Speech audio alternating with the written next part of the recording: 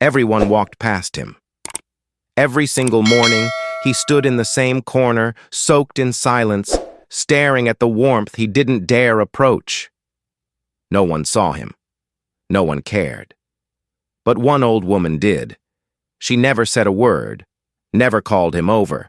She just left half a loaf of bread on the step every single morning. This isn't just a story about a stray dog.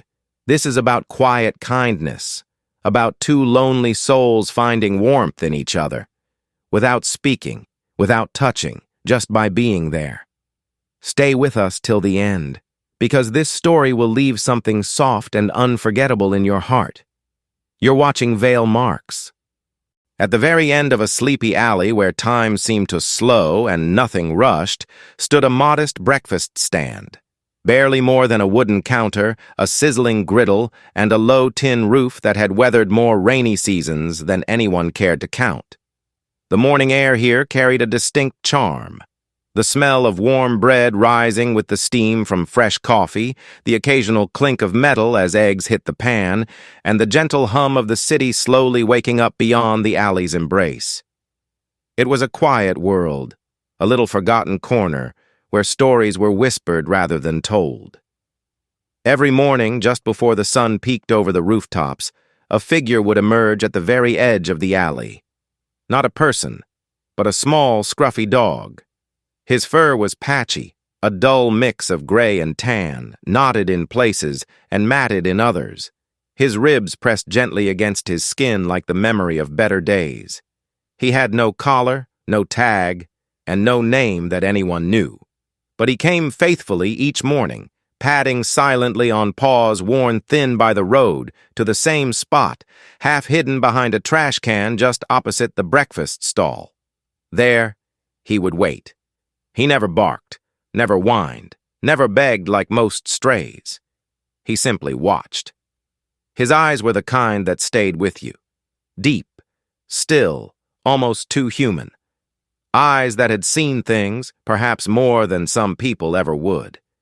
He would stare into the warm glow of the breakfast stall, watching the old woman who ran it shuffle about, flipping eggs, slicing bread, pouring tea into chipped mugs. He never dared step closer, as though an invisible line had been drawn between him and the world of light, warmth, and food. He remained in the shadows, his hunger quiet and dignified, his presence like a question no one had dared answer. The woman who ran the stand was no stranger to him. She was past her prime, with soft gray hair tied in a bun and eyes that had grown cloudy yet kind. Her back was slightly stooped, her hands marked by time and flour and stories she no longer told. She spoke very little, not to her customers, not to the children who sometimes helped her carry crates, and certainly not to the dog. But she saw him. She always saw him. On the second step of her stall, right where the dog could see but not reach without crossing that invisible boundary, she would place something small every morning, a piece of bread, half a sandwich, sometimes a broken boiled egg. Never too much, never too little, just enough. Always wrapped in a scrap of paper or left gently on a napkin, as if she were setting a place at a table no one else could see. And the dog would wait. He waited until the rush was over, until the men with their coffee cups had gone, until the woman turned her back to clean the griddle or rest her legs on the old wooden stool. Only then would he move, creeping low and slow, his eyes darting in every direction like a soldier trained in stealth. He would grab the food, never dropping a crumb, and vanish down the alley with a swiftness that seemed to defy his frail body. No one else paid much attention. A few customers saw him and shook their heads. "Filthy mutt," one man muttered. "That thing will bring fleas." But the woman never responded. She only wiped her hands on her apron, eyes focused on her pan, a small smile lingering at the edge of her lips. She had learned that kindness didn't need to be loud to be true. Some days, the dog came early. Some days late. But he always came. And she always had something waiting. The locals began to notice, not the dog himself, but the ritual. It became part of the scenery, like the smell of bread or the sound of the kettle whistle. Even the cat from across the street stopped hissing when the little dog passed by. One morning, a little girl asked her mother why the woman gave food to a stray. The mother shrugged. Maybe she's lonely. Maybe the dog is. That answer lingered, much like the image itself. An old woman and a stray dog, connected not by words, not even by touch, but by something deeper. A quiet understanding. A rhythm shared between two lives that no one else seemed to notice. And so it went, day after day, rain or shine, cold or heat. The dog never barked, the woman never spoke to him, and yet, in those small offerings left on the step, entire conversations seemed to take place. Conversations of trust, of patience, of hope, even. The kind that only hearts who have lost something can understand. In the gentle light of each sunrise, the alley became more than a place for breakfast. It became a space where compassion had quietly carved out a home. And in that space, the small silhouette of a dog and the stillness of an old woman told a story without ever needing to say a word. It was a story that hadn't ended, only begun. As the days passed and the seasons shifted gently over the quiet alley, something subtle but unmistakable began to change. The small dog, once a fleeting shadow at the edge of every morning, began arriving a little earlier. No longer did he linger half-hidden behind trash cans or dart behind crates when someone passed by. He still kept his distance, but it was a different kind of distance now. Not one driven by fear, but by quiet respect, as though he understood that the connection he shared with the old woman at the breakfast stand was delicate, not to be rushed or broken. His eyes, too, softened. What was once a cautious, almost feral gaze dulled by hunger and distrust slowly gave way to something calmer, something almost grateful. He started to linger longer after eating, sometimes lying down a few feet from the steps where his breakfast had been left, tail tucked neatly, ears perked, just watching, just being there. And the old woman noticed. Without saying a word, she began changing what she left on the step for him. It was no longer just a scrap of bread. Some mornings he would find a small slice of sausage wrapped in wax paper. Other days, it might be a piece of leftover roast pork or a bit of egg tucked inside a piece of soft baguette. Once, even a whole hot dog. She never made a show of it, never called to him, never tried to coax him closer with claps or whistles. She simply left the food, just as before, but now with more thought, more care. Almost as if she were packing a lunch for someone she loved. People around the alley began to accept this silent ritual. A few regulars nodded knowingly when they saw her slip the wrapped food into place before opening the griddle. One boy even left a small bowl of water beside the steps on a particularly hot morning, glancing shyly at the dog before running off. Yet for the most part, it remained a private world, shared only between the dog and the woman. What no one knew, what no one could see, was what stirred quietly inside her. The truth she carried close to her chest, too tender to speak aloud. Years ago, before her hair turned silver and her knees began to ache, she had a dog. A large, gentle shepherd named Milo.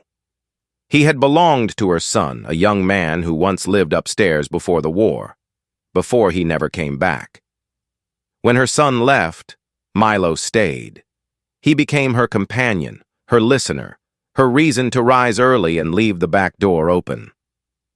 Milo had grown old with her, curled at her feet through long winters and quiet evenings, until one day, he too was gone. And when he passed, she told herself she would never do it again, never get attached, never open her heart to another soft creature who would eventually leave her behind. But some ties aren't chosen.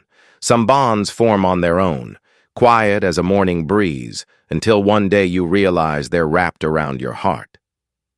This little stray with his sad eyes and quiet patience reminded her of something she thought she'd buried with Milo. Not just the memory of her son or the echo of a bark in the hallway, but the simple joy of caring for something, of being needed, even in the smallest way. She never spoke these thoughts, never told anyone that some mornings she found herself waking early not for the business, but for the sound of soft paws near the step, that she'd begun humming to herself again while slicing sausage, that she sometimes caught herself glancing toward the alley even before the first customer arrived just to see if he was there. And the dog. He never came closer than a few steps from the stand. He never touched her hand, never licked her fingers, never curled up at her feet. But he watched her, with quiet focus, with an attentiveness that felt like a thank you. He was still wary of sudden movements, still froze if someone passed too close, but he no longer looked like something waiting to be chased away. He looked like he belonged, not to the stand, not to the alley, but to the rhythm of the place, to the heart of it. There was a strange comfort in their silence, a peace that neither of them wanted to break. She gave, and he received. He came, and she waited.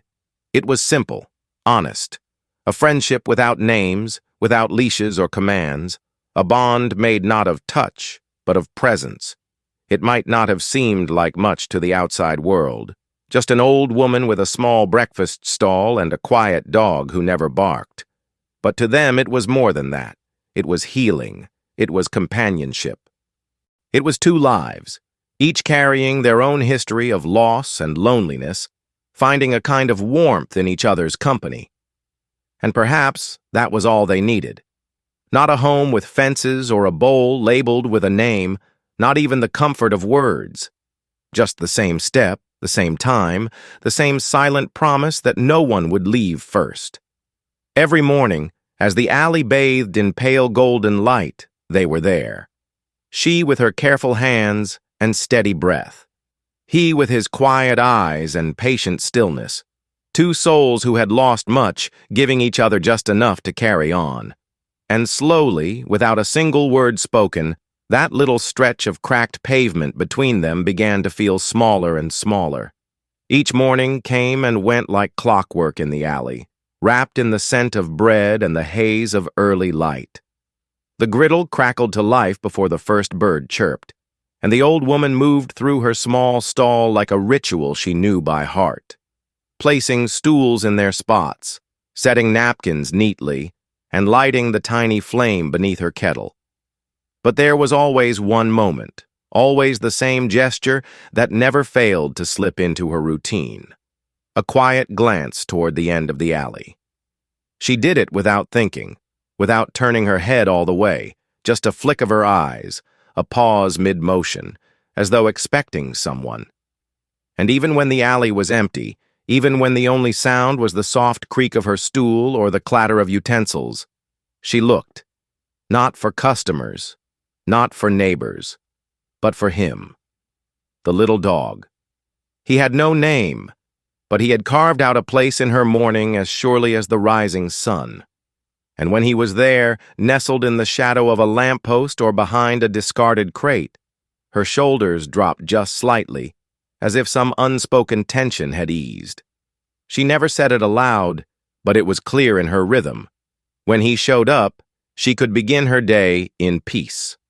Some days, he came early, sitting patiently while she set up. Other days, he arrived late, only as the first customers started to trickle in. But whenever he appeared, her routine fell into place. She would set the food on the step without ceremony, as if she hadn't noticed him, and he would wait until the time was right to approach. Still no barking, still no whimpering, just the quiet understanding that this was their unspoken exchange. The dog, too, had changed. No longer did his gaze dart nervously with every movement. His body, though still lean and cautious, had lost some of its tension. The panic in his eyes had softened into something gentler, almost hopeful. His ears twitched less, his tail no longer tucked under him as tightly as before. And sometimes, after finishing his breakfast, he lingered, just a little longer than he used to. Not close enough to touch, but close enough to say, "I see you. I know you see me." And she did. She always did. One morning, a man in a suit stopped in for coffee, as he did most days. He was in a rush, always barking orders into his phone, tapping his foot impatiently while she wrapped his sandwich. That day, he noticed the dog lying a few feet from the stall. "You should get rid of that thing," he said sharply, gesturing with his cup. "It's a stray. Probably diseased. Might scare customers." The old woman didn't look up. She kept folding the paper around the sandwich, her movements slow and deliberate. "He's not hurting anyone," she said, voice calm. "Besides, he's hungry, just like I was once." The man frowned, didn't reply, and left with his coffee steaming in hand. But her words hung in the air, settling like dust on the pavement. It wasn't the first time she'd said something like that. And though no one ever asked, the quiet truth was this. There had been a time when she, too, stood at the edge of a world that didn't belong to her, when she had nothing but her hunger and the hope that someone might notice. She remembered being a girl during the war, watching loaves of bread in shop windows she couldn't afford, feeling her stomach twist while her feet stayed frozen outside. She remembered kind shopkeepers who looked the other way when she stole a bruised apple, and the warmth of strangers who offered soup with no questions. That memory lived in her bones, and perhaps in that small dog, she saw the same hollow ache, the same quiet need not to be seen as a nuisance but as someone worth noticing. So, she noticed, every glance to the end of the alley wasn't just habit. It was hope. It was a heartbeat. And the dog, in his own quiet way, gave something back. He made her feel less alone. In a life where most things had been lost or faded, he was something new, something that returned each day without fail. He asked for nothing. He offered no loyalty in the traditional sense, no tricks, no tail wags, no affection, just presence, just the simple act of showing up. And sometimes, that was enough. The alley became their world, a place where the rules were simple. Be kind, be patient, and keep showing up. No one needed to name it. No one needed to explain it. In the stillness of early mornings, when the sky was barely blue and the kettle had just begun to whistle, they were two souls who had found each other without even trying. She would never call him over. He would never jump into her arms. But there was something sacred in the space between them. A space filled not with words, but with shared mornings, with familiar glances, and with the quiet promise that tomorrow they'd both be there again. And every time she glanced toward the alley and saw him waiting, her heart, tired and quiet as it was, felt just a little lighter. He was there, and so was she. The rain had started sometime in the middle of the night, tapping at rooftops like a steady whisper that refused to fade. By dawn, it had grown into a downpour, a curtain of water that fell relentlessly over the alley, like a veil pulled tight across the city. Puddles swelled in cracked pavement, drains overflowed, and the soft earth near the narrow walls turned to slick mud. The usual quiet hush of morning had been replaced by the rhythmic drum of rain on tin and the occasional gust of wind that sent old flyers tumbling down the alley like forgotten thoughts. The old woman opened her stall later than usual that day. It took her longer to step into her boots, longer to wrap the scarf around her thin shoulders, longer to button her worn coat. Her bones ached more than usual when the weather turned like this, and the chill crept in past her sleeves no matter how many layers she wore. But even then, she moved with purpose, never skipping a step in her morning ritual.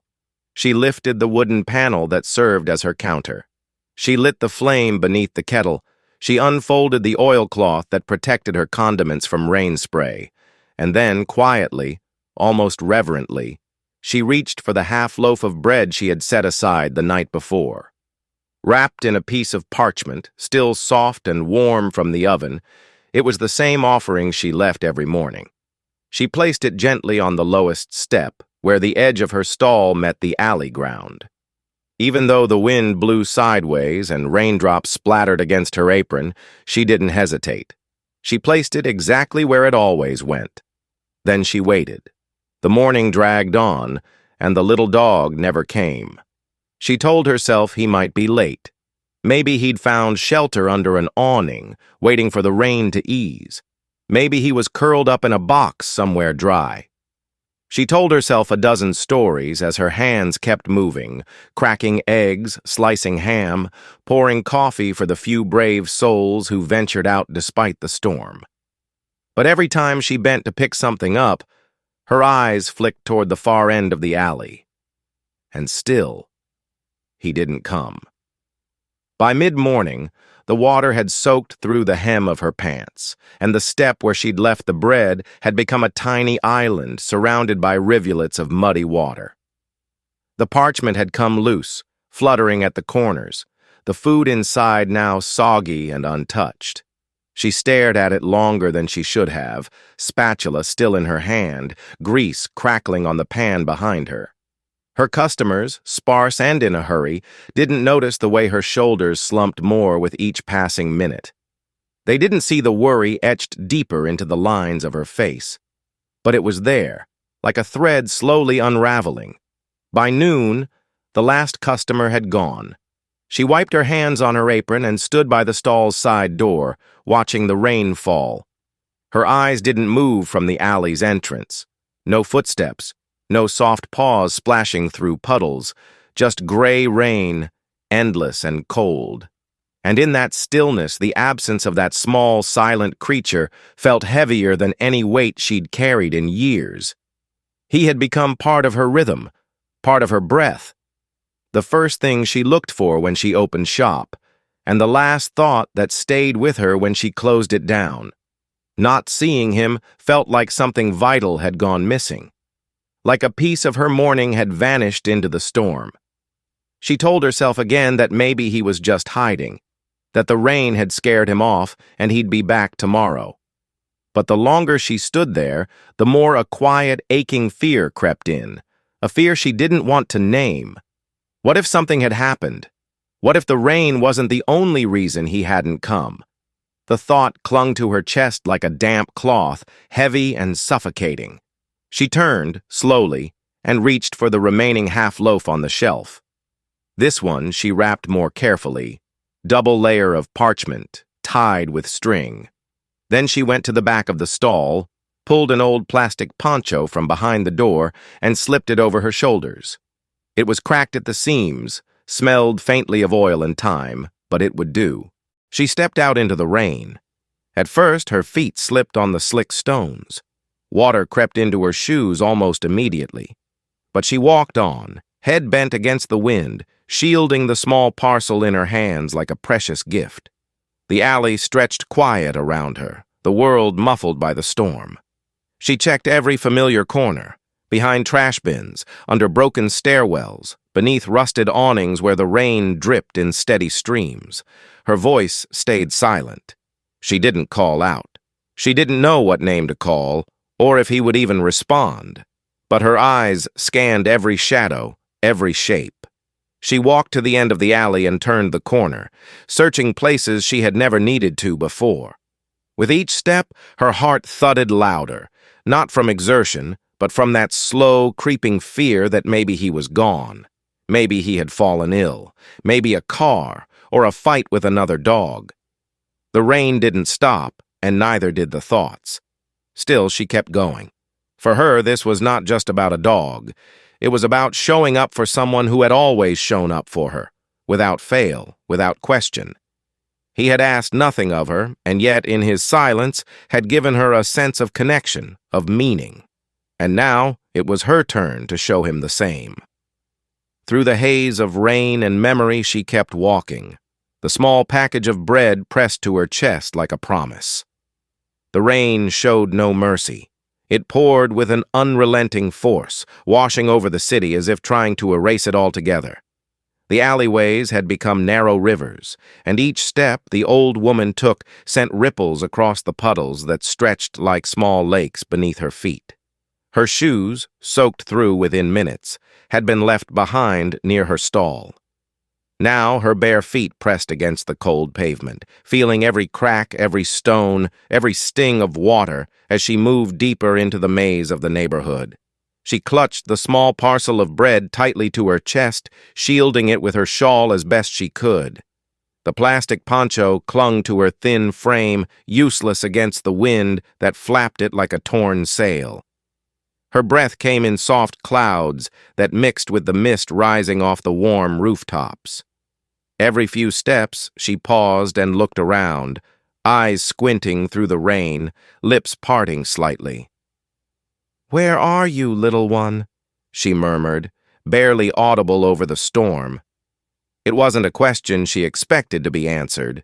It was a whisper into the void, a quiet plea from a heart that had begun to beat just a little faster than usual. Not from exertion, but from a fear she hadn't let herself admit when she first stepped into the rain.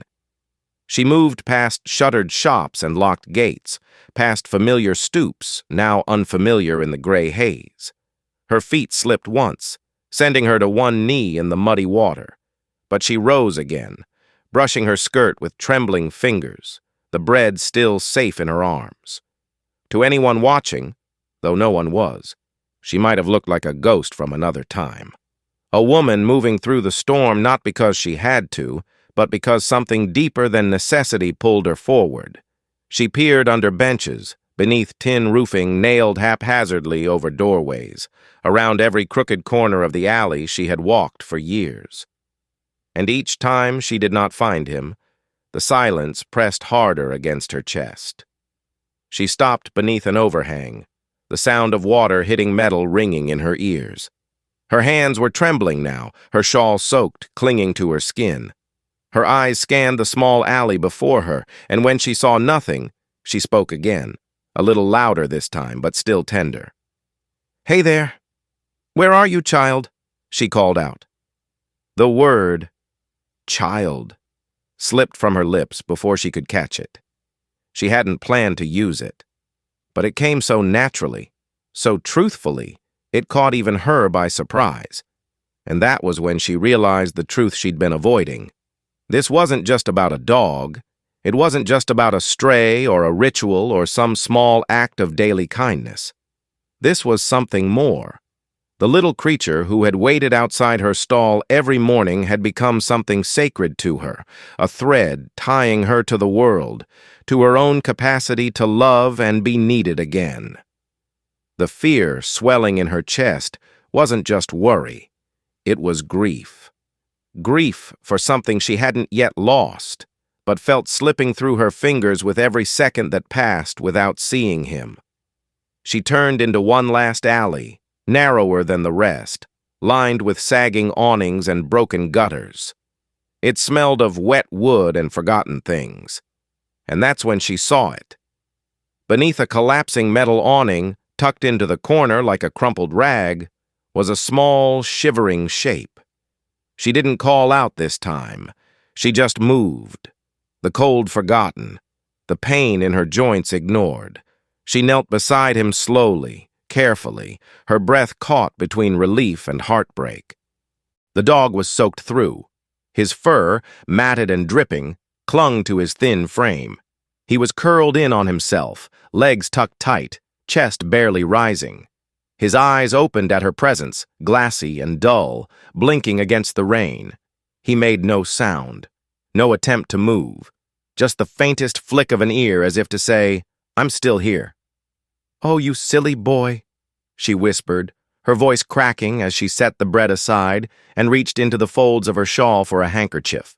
She unfolded it and began gently wrapping it around his damp body, her fingers shaking not just from the cold, but from the emotion pressing up through her throat. "Why didn't you come sooner? Why didn't you let me know?" Her voice wavered, tender and scolding all at once, the way a mother might speak to a child who'd gotten lost at the market. The dog didn't flinch. Instead, for the first time since she had met him, he let her touch him without shrinking away. His body, though trembling, leaned into her hand as she pressed the cloth gently to his side. His eyes met hers, not wild, not afraid, just tired. And something else. Something that looked like trust. That single look between them, that one moment of connection, said more than 1,000 words. It was their first true touch, not just of skin, but of souls. She pulled him gently into her lap, ignoring the wet, the chill, the ache in her knees. He rested his head against her arm, and though his body still shook, his breathing began to steady. She whispered to him softly, not caring about the rain, not caring if anyone saw. Just quiet words, the kind one uses when finally finding something they thought was gone forever. And in that broken alley, beneath rusted tin and storm-gray skies, a woman and a dog held onto each other. Two lonely hearts, no longer alone. The rain finally stopped sometime in the early hours of the morning, leaving behind a quiet that felt almost sacred. The sky still wore a coat of gray, and puddles dotted the alley like little mirrors reflecting the soft light of dawn. The air smelled of wet earth and fresh beginnings, and in that stillness, the old woman opened her stall once more. She moved slowly, carefully, her joints sore from the day before. Her clothes were still a bit damp, despite her best efforts to dry them overnight. But her heart felt different, steadier, full in a way it hadn't felt in years. As she unlatched the wooden counter and set out her trays of bread and boiled eggs, a few early customers strolled in, their shoes splashing gently through the puddles. They greeted her with the usual nods and half-smiles. She responded with quiet warmth, but her eyes kept drifting downward. There, curled neatly beside her feet, lay the little dog, no longer hiding in the shadows, no longer watching from the edge of the alley. He was here, truly here, for the first time. Wrapped in an old patchwork blanket, his fur still slightly damp, he lay close to the warmth of her stall and even closer to the warmth of her presence. His eyes followed her movements, alert but content. His body relaxed in a way it never had been before. Every now and then when her hand passed near, he would nudge it gently with his nose, asking for nothing more than a moment's contact. The woman didn't say much. She didn't need to. She reached down often, brushing her fingers softly through his fur, offering a silent reassurance. And with each touch, she seemed to grow lighter, like a part of her long buried had started to breathe again. A wooden sign appeared that morning, newly painted and nailed to the stall's front post. It was small, barely noticeable unless you looked closely. But it said everything that needed to be said. "This dog is mine now.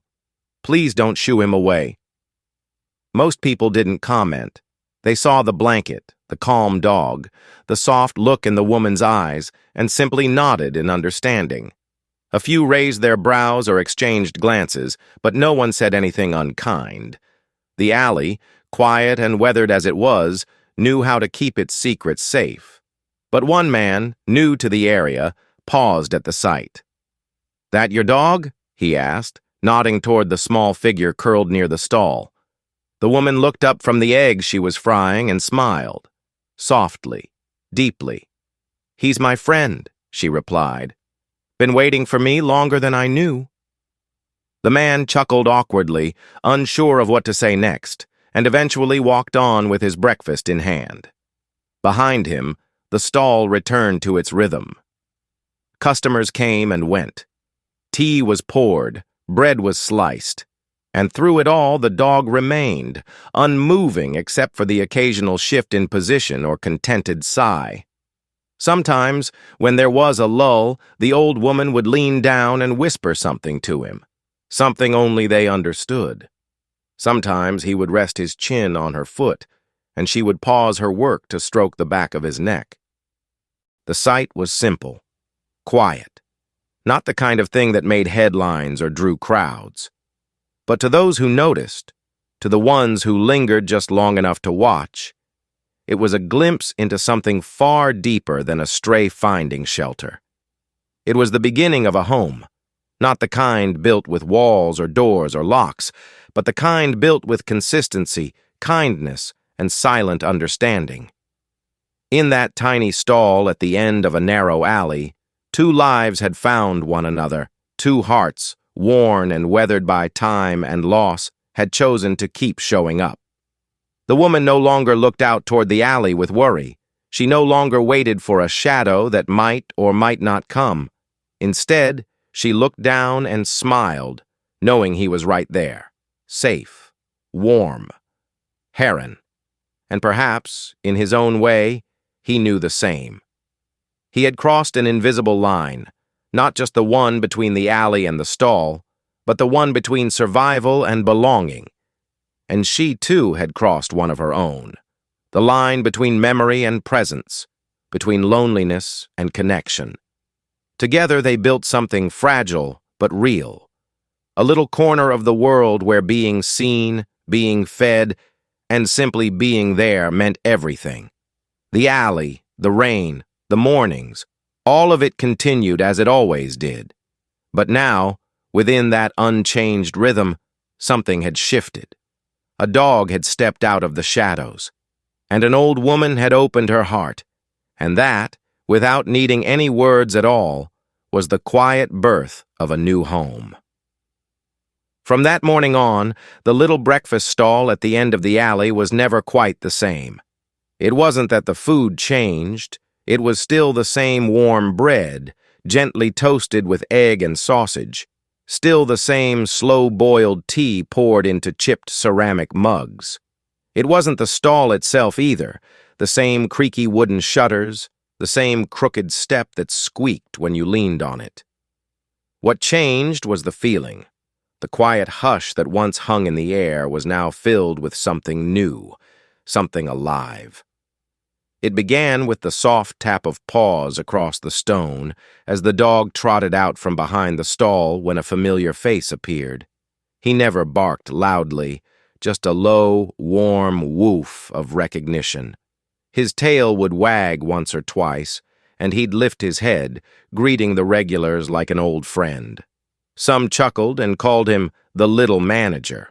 Others would reach down to scratch behind his ears, and he would lean into their touch, eyes closing in contentment.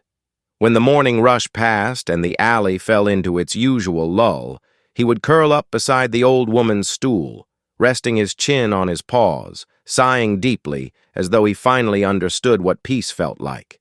The warmth of the stall, the hum of soft conversation, the clink of forks on plates, these were his lullabies now. The old woman, for her part, seemed to blossom in ways no one had expected. Her voice, once quiet and reserved, carried more easily now. She greeted customers by name, laughed at jokes she might have missed before, and often told little stories, nothing too long, but enough to share a memory or offer a smile. She had always been kind, but now she was radiant. The regulars noticed. They started calling the stall something new, the Little Dog Cafe, or that place with the dog. Someone even painted a tiny paw print on the side of the stand, and no one objected. It stuck. Tourists passing through the alley would ask, "Is this where the dog is?" And locals, grinning, would nod and say, "Yep, he's part of the family." And indeed he was. He had no collar, no papers, no grand pedigree. But he had a place. He had a name, whispered between the lines of routine and trust. He had a bowl of clean water by the back door and a blanket that was replaced when the weather turned. He had a woman who spoke to him like he was a person, and a community that looked out for him. He had at last a home. No one could explain exactly how it happened. There was no dramatic moment, no loud proclamation. Just one day, he was outside the stall, then he was beside it, then inside, and then he was part of it all. Like he had always been meant to be there, waiting for the right time to step into the light. The woman never talked much about how it started. If people asked, she'd smile and say, "He just kept coming back." But the truth was, she had needed him just as much as he had needed her. She had spent years in quiet repetition, filling each morning with tasks and gestures that helped pass the time. But since the little dog had wandered into her world, her days had a new rhythm, one measured not by the number of eggs sold or cups poured, but by the presence of a quiet companion who reminded her that even in life's later chapters, connection was still possible. And he, once just a ghost slipping through back alleys, had found something he'd likely never known before: consistency, safety, a place in the world where he was wanted, not for protection, not for tricks, but simply for being there. Their bond didn't need explanation. It wasn't about ownership or obligation. It was about choosing each other again and again, without fanfare or condition. They were, in the end, two souls who had wandered through loneliness and found solace in something simple: presence. It's easy sometimes to forget that love doesn't always shout. Sometimes it whispers from the quiet end of an alley. Sometimes it curls up beside you without asking for anything. Sometimes it comes in the form of a half loaf of bread left on a rainy morning. And so, the little breakfast stall became more than just a place for food. It became a story, a reminder that kindness doesn't have to be grand to matter.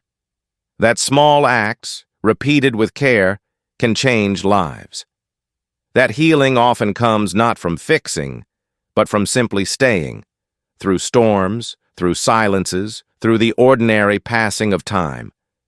People who heard about the stall, through word of mouth, a passerby or a friendly neighbor, left not just with full bellies, but with something deeper, a softness in their chest, a reminder of something quiet and true.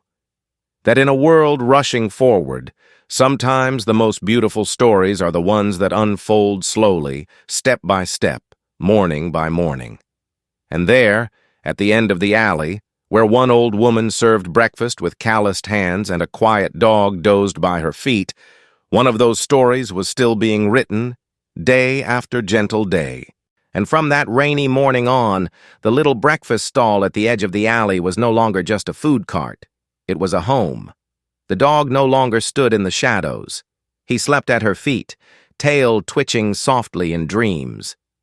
He greeted regulars with a gentle bark and rested beside her as she worked. And the old woman? She talked more, laughed more. Her hands no longer moved out of habit, but out of joy.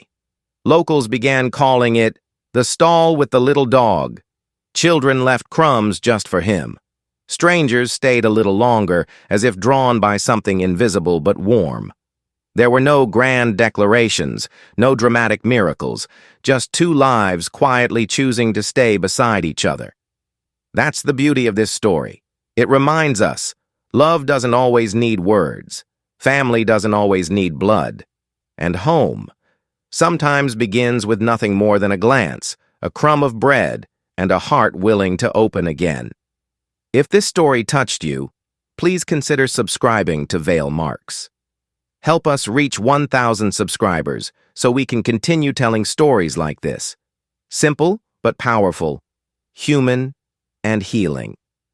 Drop a comment, share the video, and never underestimate the power of quiet kindness. It just might change someone's world.